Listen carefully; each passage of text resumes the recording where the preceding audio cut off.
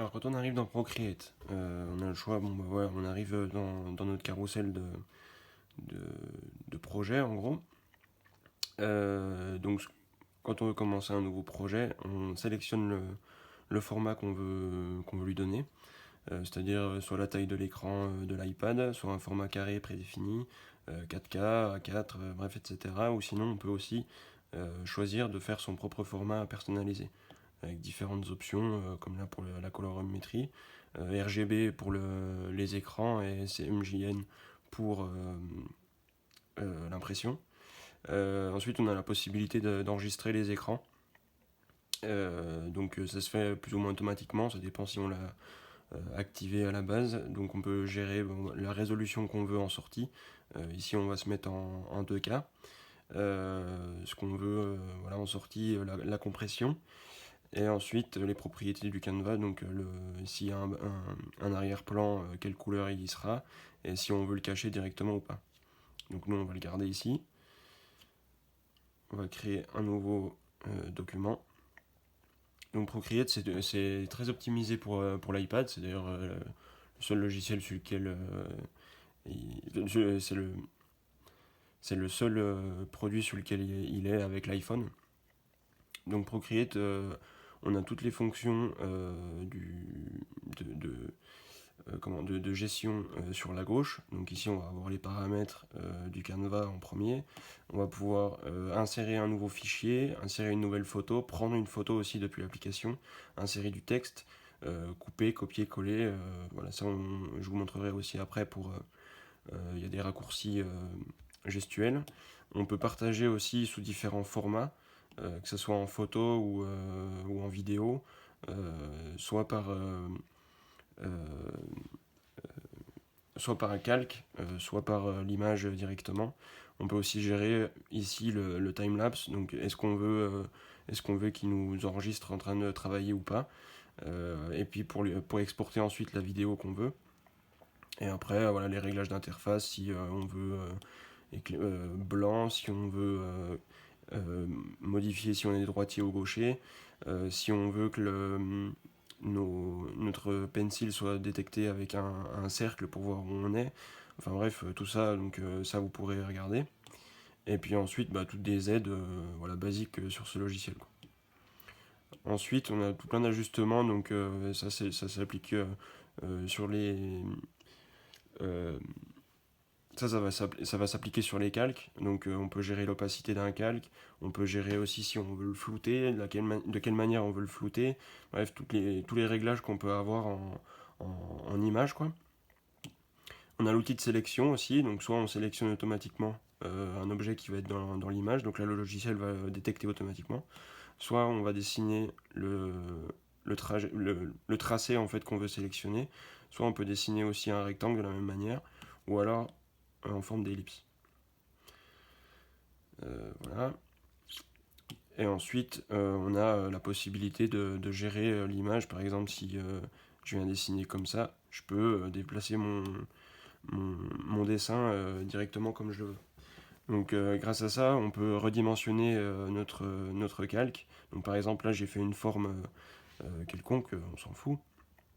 Je peux la redimensionner soit en libre comme ici. Je peux la flipper comme je veux, je peux la faire tourner, je peux la faire aller sur, je peux la faire correspondre à mon canevas. Bref, tout plein de différentes fonctions, de manière uniforme aussi pour qu'elle me garde toujours la même proportion, de manière distordue pour qu'on puisse avec ça gérer un peu des effets de perspective plane. Et ensuite, le warp, c'est pour gérer perspective, mais vraiment comme on veut, quoi. Donc ça, c'est des fonctions qu'on retrouve déjà sur Photoshop, mais qui sont vraiment très bien intégrées ici. Et avec le pencil, ça marche vraiment très très bien. Dans l'optimisation tablette, ce qui a été pas mal, c'est les gestes. Donc par exemple, pour faire un retour, on a juste à taper avec deux doigts. Et là, on aura un retour. Avec trois doigts, on peut revenir à ce qu'on faisait. Et ensuite, si on prend trois doigts et qu'on les lève, on a accès à plein de fonctions, donc couper, copier, couper et coller directement. Donc là, il va nous créer un nouveau calque, copier tout, enfin bref. Pour les calques justement, donc le logiciel nous permet de faire plusieurs calques, donc ça c'est pas mal quand on veut faire différents plans dans une même image ou voilà, de différentes textures, bref on peut gérer différentes couleurs aussi par rapport à ça. Donc on a possibilité de cacher le fond, d'en changer sa couleur aussi, et de rajouter des calques. Donc c'est ça qui est bien avec Procreate, c'est qu'on peut gérer des masques, on peut faire des masques de calques et tout ça. On peut les renommer aussi, comme ici, voilà, si je veux me repérer un petit peu, et aussi on peut les grouper en pinchant à deux doigts comme ici. Ça va créer une fusion de calques. Si on veut dupliquer ou supprimer le calque, on a juste à swiper comme ça vers la gauche, et aussi on peut le verrouiller pour être sûr qu'on n'aura plus accès à celui-ci et qu'on va pas faire des erreurs par la suite, quoi. Si on veut grouper deux calques, on a juste à les prendre et à les mettre l'un, à en prendre un, à le mettre sur l'autre, et ensuite dès qu'on créera des calques, ce sera dans ce groupe-là. Si on veut sortir de ce groupe, on appuie sur cette flèche ici et on fait un calque qui n'a rien à voir avec le groupe. L'avantage ici, c'est que quand on sélectionne tout le groupe, on pourra tout sélectionner ce qui est à l'intérieur, et de cette manière tout modifier en même temps. Voilà. Ensuite, le plus important, c'est les brushes. Donc Procreate propose beaucoup de brushes, on peut en télécharger sur internet, on peut en faire soi-même. Donc ici, voilà, c'est classé, donc ça c'est pour faire du sketch, là c'est plus pour faire un effet plume, ça c'est pour du dessin, donc à chaque fois il y a différentes brushes, jusqu'à faire des trucs complètement abstraits, donc il y a pas mal de possibilités. Ensuite, l'outil gomme, pareil, différentes brushes aussi, et si vous voulez que votre outil gomme ait la même texture que votre outil brush, comme ici par exemple, voilà, par exemple, ça je vais l'enlever. Ici je vais dessiner une forme un peu des nuages. Si je veux que ma gomme, au lieu qu'elle soit avec une brush pinceau par exemple, je peux appuyer longtemps dessus pour qu'elle se mette en brush nuage.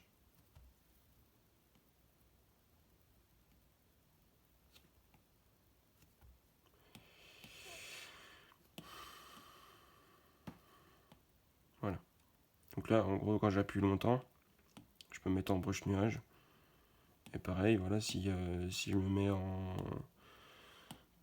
texture comme ça par exemple, et que je fais une forme ici, hop, avec la gomme, je vais effacer avec la même brush.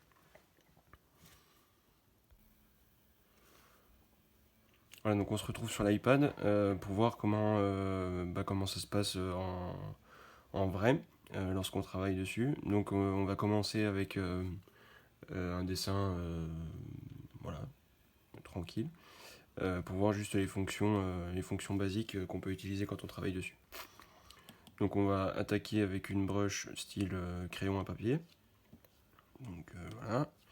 Après on choisit la couleur qu'on souhaite. Moi j'aime bien dessiner en noir. Bon. Voilà. Dans un premier temps, juste pour voir comme ça, moi j'aime bien dessiner les voitures. Donc on va dessiner une voiture.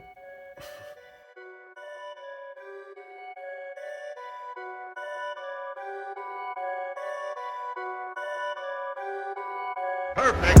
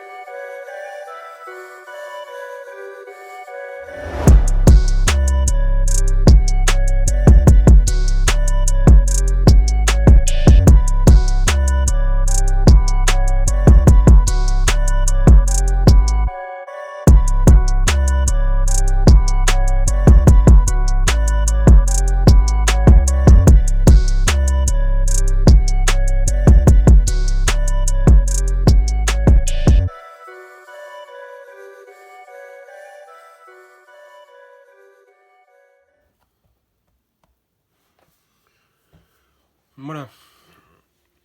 En gros, pour le dessin initial, on va pas se prendre plus la tête que ça, après tout.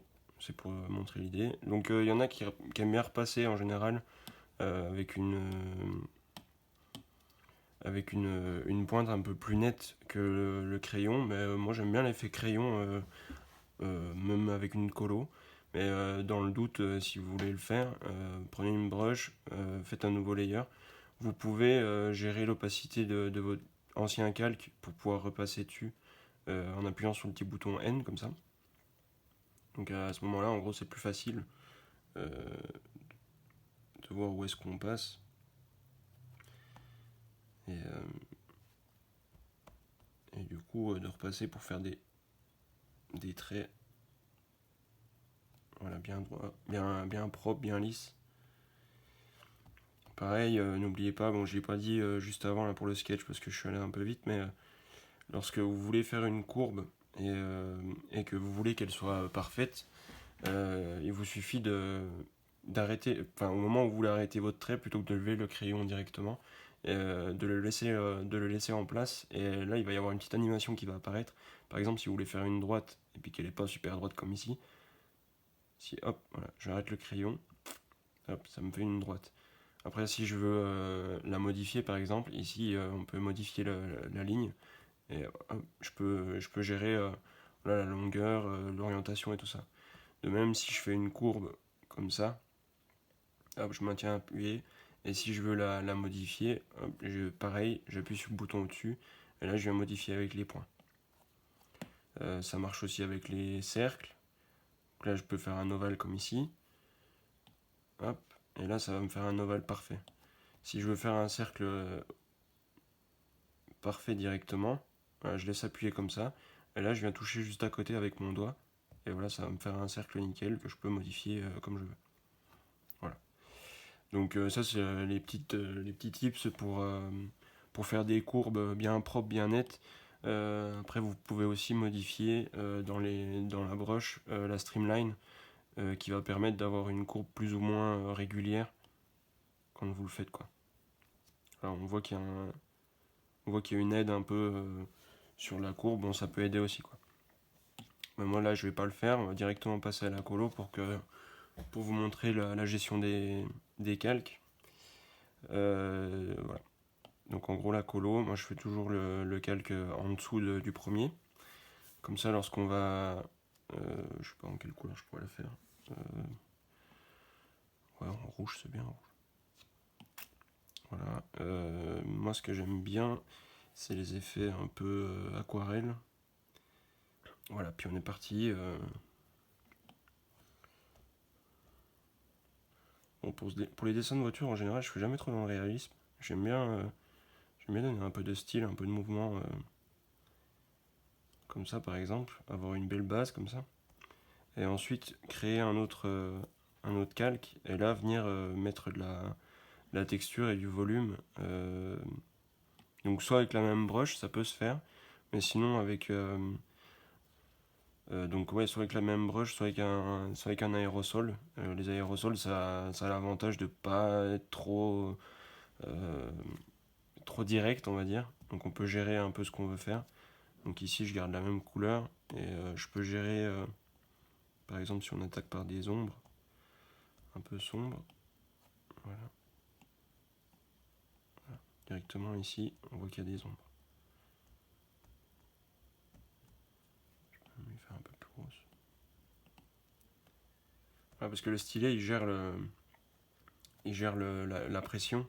Donc si on veut vraiment un truc tout calme, ça le fait. Par contre, si on appuie, là vraiment, tac. Donc après, c'est au feeling, quoi. Mais c'est vrai que le stylet, pour ça, est bien fait.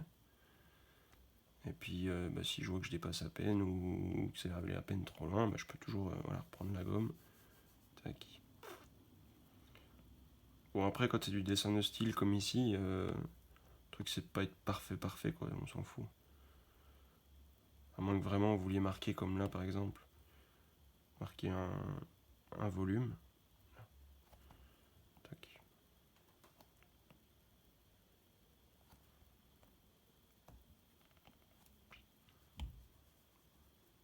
Voilà, après c'est au regard quoi.